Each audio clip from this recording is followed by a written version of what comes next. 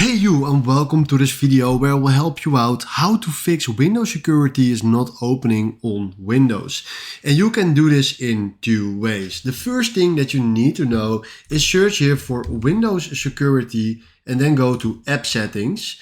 And then right here go down to reset. And then from here click here on reset. Click on reset. Right now he will reset it. And after this probably it will be fixed.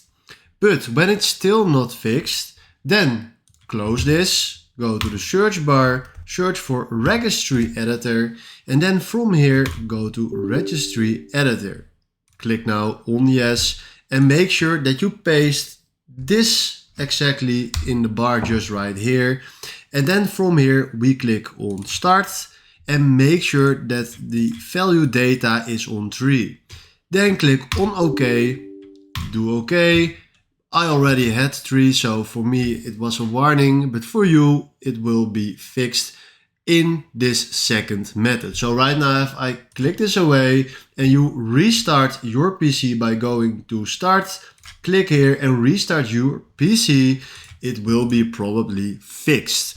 Alright, thanks for watching, have a wonderful day and ciao.